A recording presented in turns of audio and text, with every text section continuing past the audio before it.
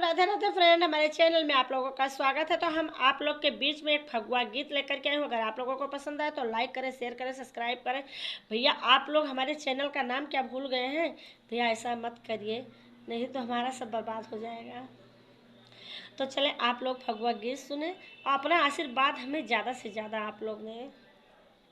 अरे छमे छमे बाजे पायलिया सखी हो, छमे छमे बाजे पायलिया।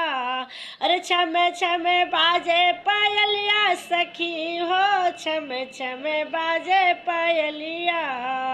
अरे केन रे गढ़ा वाले पाँव के पायलिया, केन रे गढ़ा वाले पाँव के पायलिया, पाँव के पायलिया सखी, पाँव के पायलिया। अरे केन रे गढ़ावे कमर कर धनिया सखी हो, केन रे गढ़ावे कमर कर धनिया, केन रे गढ़ावे कमर कर धनिया सखी हो, केन रे गढ़ावे कमर कर धनिया। और केन रे गढ़ावे ई गले के हरवा, केन रे गढ़ावाले गले के हरवा, केन रे गढ़ावे सखी नाक के नथुनिया, छम छम बाजे पायलिया।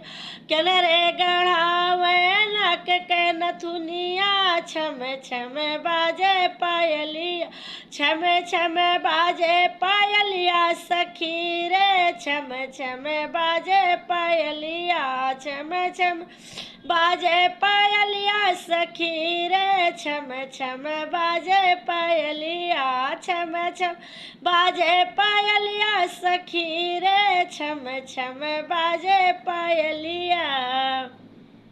अरे ससुरा गढ़ावे पाँव के पायलिया, ससुर गढ़ावे पाँव के पायलिया, जेठवा गढ़ावे सखी कमर कर धनिया सखी हो, जेठवा गढ़ावे कमर कर धनिया, जेठवा गढ़ावे कमर कर धनिया सखी हो, जेठवा गढ़ावे कमर कर धनिया।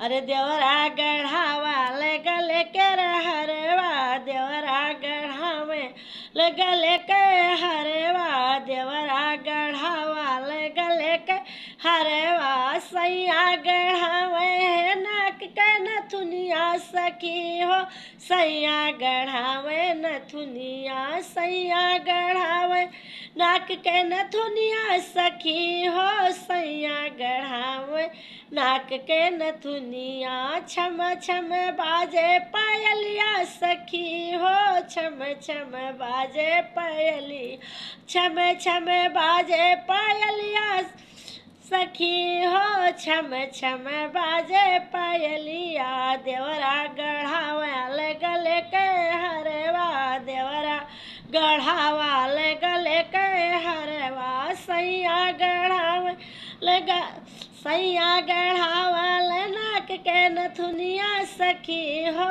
सैया गढ़ावे नथुनी, छम छम बाजे पायलिया सखी हो, सैया छम छम बाजे पायलिया।